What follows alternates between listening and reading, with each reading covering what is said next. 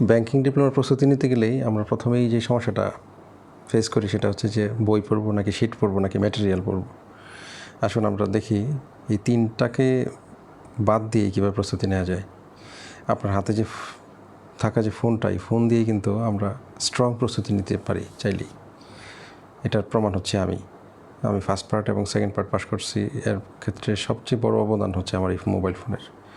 Because আমি calculation করে দেখছি যে আমরা ডেইলি লাইফে সবচেয়ে বেশি যে অফিসের বাইরে সবচেয়ে বেশি যে সময়টা কাটাই সেটা হচ্ছে ফোনে। সেটা চেতন মনেই হোক অবচেতন মনেই হোক, আমরা ফোনের সাথে কিন্তু অনেক সময় বেশি কাটাই। তো এই ফোনটাকে কিন্তু আমরা চাইলে একটা সম্ভাবনা রূপান্তর করতে পারি। আমি সেটাই করছি।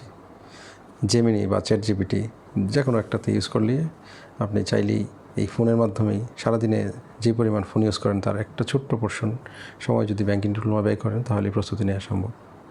একেবারে কমপ্লিটলি হয়তো হবে না, বাট ম্যাক্সিমাম প্রিপারেশনটা এখান থেকে নেওয়া সম্ভব। আমি একেবারে বেসিক থেকে শুরু করি, ABCD থেকে শুরু করি।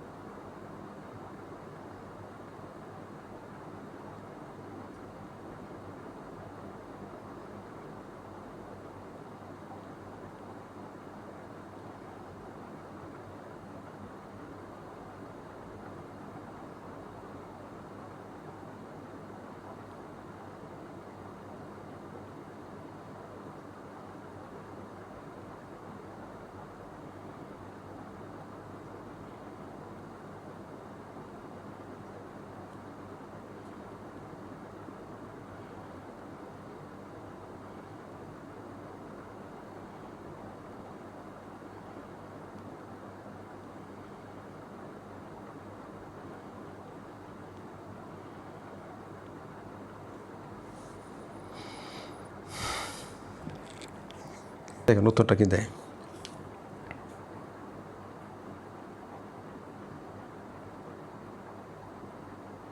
অবশ্যই আমি আপনার জন্য প্রস্তুত।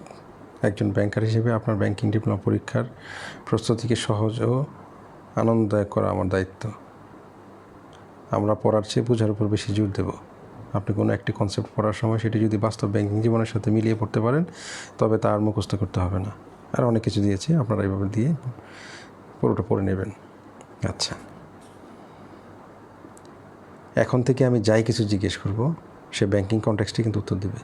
তার সাথে আমার ইন্ট্রোডাকশনটা হয়ে গেছে, এখন পুরো ব্যাপারটা এখন ব্যাংকিং কনসেপ্টেই উত্তর দেবে সে।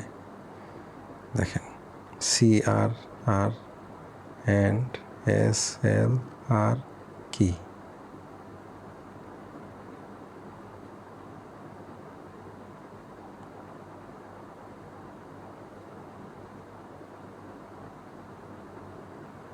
জাস্ট দেখেন একটাবার।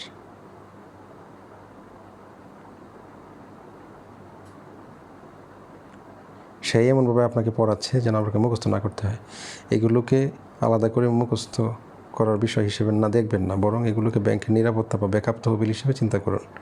সহজভাবে বিষয়টি নিচে বোঝানো হলো, দেখেন একটাবার। এটা আসলে এই ব্যাপারগুলো সবাই আপনারা জানেন, জাস্ট আসলে আমি একটু মনে করাই দেওয়া আর কি, যে এইভাবে আমরা খুব সহজভাবেই প্রস্তুতি নেওয়াটা সম্ভব, এত জটিল ভাবার কিছু নাই।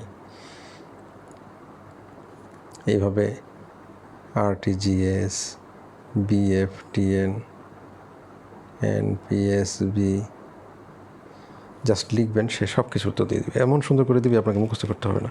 মুখস্থ কথাটা বারবার এই জন্য বলতেছি যে আমি আমার কলিগ বা পরিচিত যারা আছে ব্যাংকার ডিপ্লোমা পরীক্ষা দেবে, তাদের ক্ষেত্রে সবচেয়ে বড় যে এক্সকিউজটা আমি শুনি সেটা হচ্ছে যে পড়লে মাথা ব্যথা করে, মুখস্থ করলে কিছুই মাথায় থাকে না, এখন যেটা পড়ছি একটু পরে 10 মিনিট পরেই রিমাইন্ড করতে পারি না, এই সংক্রান্ত যুক্তি দাঁড় করায়। সো আমি মনে করি যে আসলে মুখস্থের কিছু নাই, এখানে কনসেপ্টটা হচ্ছে মেইন জিনিস। আর চ্যাটজিপিটি বা AI যে কাজগুলো করবে সেটা হচ্ছে আপনাকে মুখস্থ করাবে না, আপনি যেভাবে চান সে আপনাকে মাথায় যেন গেঁথে থাকে, ভিজুয়ালাইজ হিসেবে আপনার মাথায় ঢুকাই দেবে। সো এটা এটা অনেক বড় প্ল্যাটফর্ম, আপনারা চাইলেই এভাবে কাজে লাগাতে পারেন। এখন আপনাদের প্রশ্ন জাগতে পারে যে আসলে আমি তো এখানে জাস্ট 2-3টা দিলাম, এগুলো সবগুলো কোত্থেকে কালেক্ট করব। এটার জন্য আমি আরেকটা আলাদা ডেডিকেটেড ভিডিও বানাবো, তখন আপনারা দেখে নেবেন। এইখানে জাস্ট একটু হালকা বলে দিই, সেটা হচ্ছে যে পড়াটা আসলে আমি কি পড়বো সেটা জরুরি, কিভাবে পড়বো সেটা জরুরি। আপনাকে আগে গুছায় নিতে হবে, টোটাল কোর্সটাকে আগে গুছায় নেবেন, তারপরে পড়া শুরু করবেন। দেখবেন যে গুছানো মানেই হচ্ছে অর্ধেক পড়া হয়ে গেছে বা 60% পড়া হয়ে যাওয়ার সমান। এটা শুনতে একটু হাস্যকর মনে হলেও এটাই সত্যি। আমি আমার এক্সপিরিয়েন্স থেকে বলতেছি, আপনি কীভাবে গুছাবেন এই গুছানোর উপর ডিপেন্ড করে আসলে আপনি পাশ করা কতটা সহজ বা কঠিন হবে। সাধারণত আমি যেভাবে করতাম সেটা হচ্ছে যে বিগত সালের 2 বছর 3 বছর বলে কথা না, যে কয়টা প্রশ্ন আমি প্রিভিয়াস প্রশ্ন যেগুলো আমি অনলাইনে পাইছি সবগুলো আমি ডাউনলোড দিয়ে এগুলোকে প্রত্যেকটা সাবজেক্টের টিকাগুলোকে একসাথে করছি। 100 বা 70-80টা, 100টা, 100+, 100টার বেশি টিকা একসাথে করছি। টিকা হিসেবে পড়ার মজা হচ্ছে এই যে আপনি টিকা পড়বেন, এই টিকার প্রশ্নটাই দেখবেন যে একটাতে টিকা আসছে, অন্যতে আবার দেখা গেছে যে এই টিকাটাই একটা বড় প্রশ্ন হিসেবে আসছে। তো টিকাটা পড়লে মেইন জিনিসটা জানলে বাকিটুকু এমনিতে লেখা যায় আসলে। আর ব্যাংকিং ডিপ্লোমার ব্যাপারটা হচ্ছে যে আপনি হুবহু লেখেন বা মুখস্থ লেখেন, ব্যাপারটা এরকম না। তারা চাই যেন আপনি কনসেপ্টটা বুঝেন, বুঝে আপনি আপনার ভাষায় বুঝায় তাদেরকে বলেন। এইভাবে নম্বর বেশি পাওয়া যায়। হুবহু বইয়ের ভাষায় দিলে অনেক সময় নম্বর পাওয়া যায় না, প্লাস ফেল করে, বেশিরভাগই ফেল করে মানে হুবহু বইয়ের ভাষায় দেওয়ার কারণে। সো আমি বলবো এইভাবে পড়লেই যথেষ্ট। আমি 2টা পার্টি এইভাবেই আমি পাশ করছি এবং এটাই সবচেয়ে বড় অস্ত্র হিসেবে কাজ করছে আমার জন্য। আশা করি আপনারা এভাবে ট্রাই করবেন। ধন্যবাদ।